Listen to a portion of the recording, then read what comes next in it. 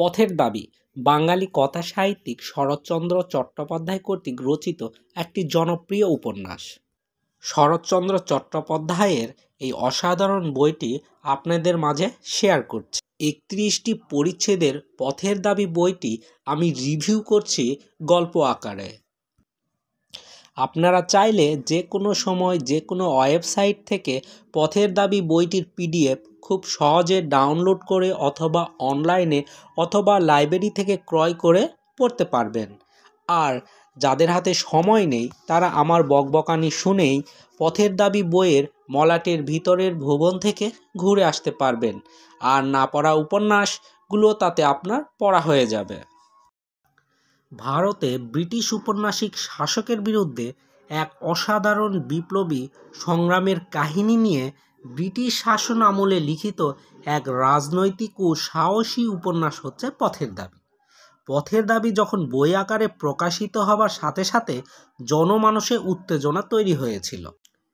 শরৎচন্দ্রের সঙ্গে বাংলার বিপ্লবীদের যথেষ্ট মেলামেশা ছিল, ফলে এই উপন্যাসের কেন্দ্রীয় চরিত্র সব্যসাচীর মধ্যে তিনি বিপ্লবীদের একটি রূপরেখা তৈরি করেছিলেন। তৎকালীন পুলিশ কমিশনার চার্লস টেগার্টের আশঙ্কা ছিল উপন্যাসে সব্যসাচী বিপ্লবী চরিত্রটি বাস্তবে বহু বিপ্লবীদের উজ্জীবিত করতে পারে, সংগ্রামের বীজও বপন করতে পারে, যা ব্রিটিশ সরকারের কাছে খুবই বিপজ্জনক। এই সন্দেহের বশেই 1927 সালে পথের দাবি বাজেয়াপ্ত ও নিষিদ্ধ ঘোষিত হয়, যার ফলে দেশ জুড়ে প্রতিবাদ মিছিলও হয়েছিল। নিষিদ্ধ করার পরেও বাকরুদ্ধ করতে পারেনি তৎকালীন ব্রিটিশ প্রশাসন। এরপরেও বইটিকে নানাভাবে সবাই পড়া শুরু করলো এবং প্রায় 4000 কপি সেই সময় বিক্রিও হয়ে গিয়েছিল। আর তৎকালীন ব্রিটিশ সরকারের চিফ সেক্রেটারি বইটিকে বিষময় আখ্যা দিয়েছিলেন। কলকাতার পাবলিক প্রসিকিউটরও একে সরকারের বিরুদ্ধে উস্কানিমূলক বলে জানিয়েছিল। আদালতে একটি বই এভাবে বাজেয়াপ্ত করার প্রতিবাদ জানিয়েছিলেন স্বয়ং নেতাজি সুভাষচন্দ্র বসু এবং হরেন্দ্রনাথ চৌধুরী। এমনই একটি বই আমার বন্ধু শহীদের কাছ থেকে উপহার হিসেবে আমি পেয়েছি, তাই নিজেকে ধন্যও মনে করছি। আর আমি আজ এই পথের দাবি বইটি রিভিউ করছি আপনাদের মাঝে। আমরা সবাই পথিক, মানুষের মানুষত্বের পথে চলবার সর্বপ্রকার দাবি অঙ্গীকার করে আমরা সকল বাধা ভেঙে চুরে চলব, এই হলো পথের দাবির মূল মন্ত্র। এমএসসি উত্তীর্ণ শিক্ষিত হিন্দু বাঙালি অপূর্ব হালদার তার কলেজের অধ্যক্ষের সাহায্যে রেঙ্গুনে বোধা কোম্পানিতে চাকরি পায়। অপূর্বর পরিবারের দাদারা সবাই নাস্তিক এবং ব্রাহ্মণ হওয়া সত্ত্বেও নিয়মনিষ্ঠ নন। অন্যদিকে একই পরিবারের অপূর্ব প্রচণ্ড নিয়মনিষ্ঠ এবং মায়ের অনুগত। রেঙ্গুনে অজানা দেশে চলে যাবার কথা শুনে তার মা বলল, যে কটা দিন বেঁচে আছি অপূর্ব, তুই কিন্তু আমাকে দুঃখ দিস নে বাবা। এ কথা শুনে মায়ের চোখ যেমন ছলছল করছিল, তেমনি অপূর্বর চোখও ছলছল করছিল মাকে ছেড়ে যাওয়ার বেদনায়। অপূর্ব বলল, মা, আজ তুমি ইহলোকে আছো, কিন্তু একদিন তোমাকে স্বর্গবাসের ডাক এসে ঠিকই পৌঁছাবে। সেদিন তোমাকে এই অপূর্বকে ফেলে যেতে হবে জানি, কিন্তু একটা দিনের জন্যও যদি তোমাকে চিনতে পারি মা ওই স্বর্গে, তাহলে সেখানে বসেও কখনো এই ছেলের জন্য তোমাকে চোখের জল ফেলতে হবে না মা। অপূর্ব বিজ্ঞান নিয়ে পড়েও সে টিকি রাখে মাথায়। তার বন্ধুরা অপূর্বকে বলে, তোমার টিকির মিডিয়াম দিয়া মগজে বিদ্যুৎ চলাচল হয় নাকি? অপূর্ব তখন জবাব দিত, বন্ধু, এমএসসির পাঠ্যপুস্তকে টিকির বিরুদ্ধে কোথাও কোনো আন্দোলন নেই, সুতরাং টিকি রাখা অন্যায় এ ধারণা জন্মাতে পারিনি। আর বিদ্যুৎ চলাচলের সমস্ত ইতিহাসটা আজও আবিষ্কৃত হয়নি। বিশ্বাস না হয় বিদ্যুৎবিদ্যা অধ্যাপকের বরঞ্চ জিজ্ঞাসা করিয়া দেখিও। তার বন্ধুরা বিরক্ত হয়ে বলিত, অপূর্ব, তোমার সাথে তর্ক করা বৃথা। তখন অপূর্ব হাসিয়া বলিত, তোমাদের এই কথাটি অভ্রান্ত সত্য, কিন্তু তবু না হলে তো তোমাদের চৈতন্য হয় না।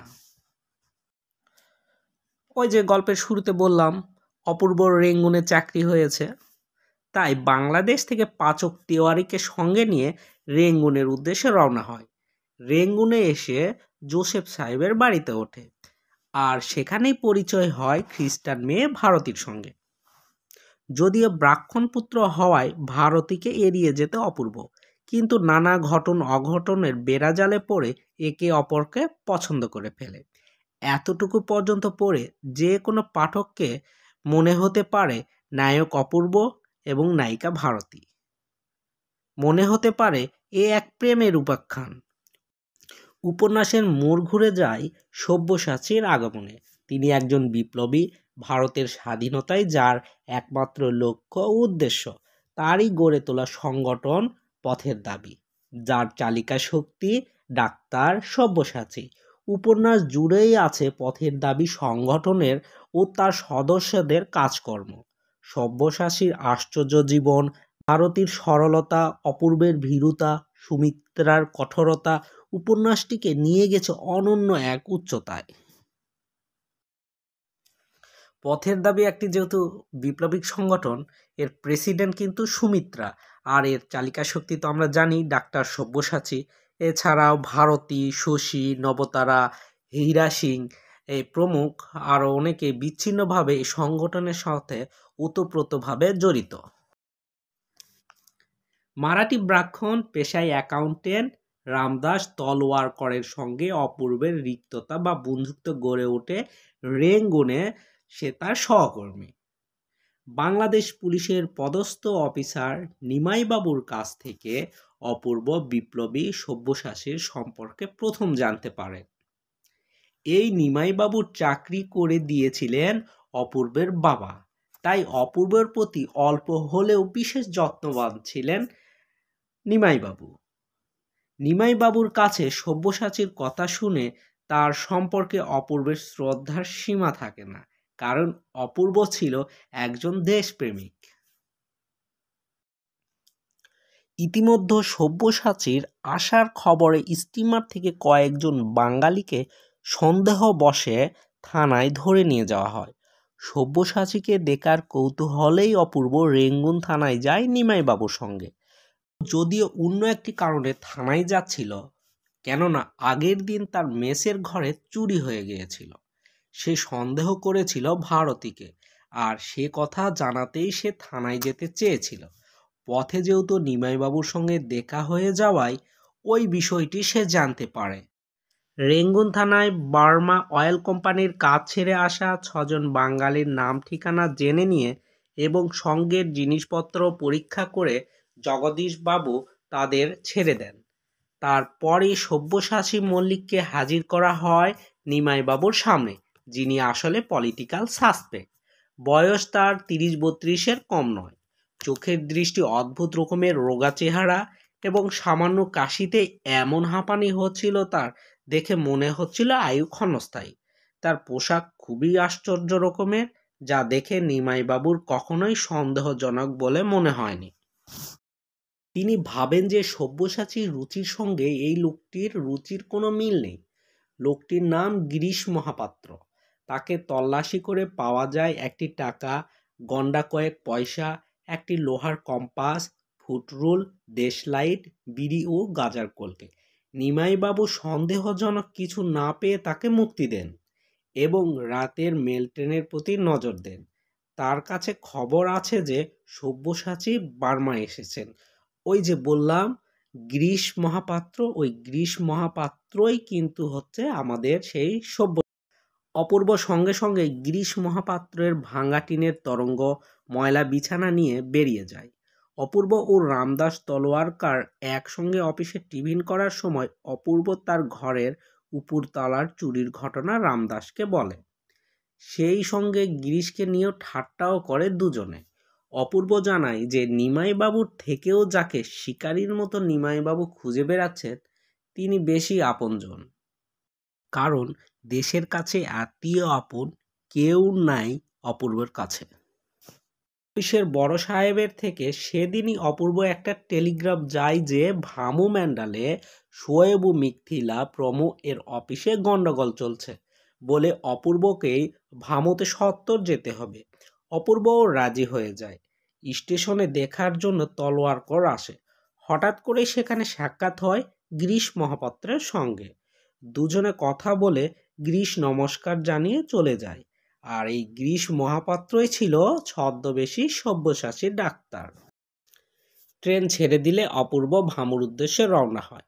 অপূর্ব ছিল প্রথম শ্রেণীর যাত্রী। রাত্রের খাওয়া দাওয়া খেয়ে শুয়েছিল অপূর্ব।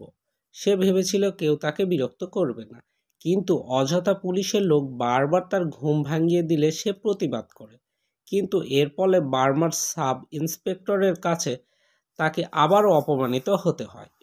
উপন্যাসে আমরা সব্যসাচীকে ডাক্তার হিসেবেই পাব। অপূর্ব আর ভারতীর কাহিনীর সঙ্গে সঙ্গেই আসবে সব্যসাচীর পথের দাবি নামক গুপ্ত সংগঠনের কথা, যার কাজ ছিল বাংলার বিভিন্ন প্রান্তে স্বাধীনতার আন্দোলনে অস্ত্র সরবরাহ করা এবং ব্রিটিশ অপশাসনের বিরুদ্ধে বিদ্রোহ জাগিয়ে তোলা। সব মিলিয়ে পুরো উপন্যাসটি একটি স্বদেশ প্রেমের পটভূমিতে নির্মিত, যেখানে এই সব চরিত্রগুলো ভারত মাতার পরাধীনতা মুক্তির চেষ্টায় নিয়োজিত। সব্যসাচী যেন তাদের মধ্যে আদর্শ বিপ্লবী প্রাণপুরুষ। অপূর্বর চরিত্র যে গভীরতা, স্বদেশপ্রেম, স্বাধীনতার আকাঙ্ক্ষা রয়েছে তা ভোলার নয়। ব্রিটিশ শাসনের অত্যাচার ও নিপীড়নের শিকার হয়ে বেঁচে থাকা, প্রতিবাদ না করা অপূর্বর কাছে ভীরুতা। শুধু ভারতীয় হওয়ার কারণে ব্রিটিশ পুলিশের হাতে লাঞ্ছিত ও অপমানিত হওয়ার মধ্য দিয়ে তৎকালীন পরাধীন দেশের সামাজিক ছবির সামান্য নিদর্শন পাওয়া যায় পথের দাবি উপন্যাসে। ভারত মাতার শৃঙ্খল মোচনের জন্য বিপ্লবীরা যে প্রত্যয়ী তা পথের দাবি উপন্যাস থেকেই পরোক্ষভাবে জানা যায়। আর ব্রিটিশ পুলিশ দেশীয় গুপ্তচরদের কাজে লাগিয়ে তাদের ধরার জন্য সদা ব্যস্ত শিকারীর মতো। ওদিকে সব্যসাচী নেমে পড়েন স্বাধীন ভারতবর্ষ গড়ার স্বপ্ন নিয়ে। তবে পথের দাবি উপন্যাসে সব্যসাচীর স্বাধীনতা আকাঙ্ক্ষা ও সংগঠনের কার্যকলাপের সঙ্গে সমান্তরালভাবে প্রভাবিত হয়েছে সুমিত্রা সব্যসাচীর ব্যক্তিগত সম্পর্ক, শশী নবতারার প্রণয় ঘটিত উপবৃত্ত এবং ভারতী অপূর্বের প্রণয় ঘটিত আখ্যান। এভাবেই গল্পটি শেষ হয়ে যায়। আরও অজানা তথ্য জানতে অবশ্যই আপনাদের মূল বইটি পড়তে হবে। ধন্যবাদ সবাইকে। সামনে নতুন কোনো গল্প উপন্যাস রিভিউ নিয়ে আবারও আসবো। পাশে থাকবেন। আবারও ধন্যবাদ সবাইকে।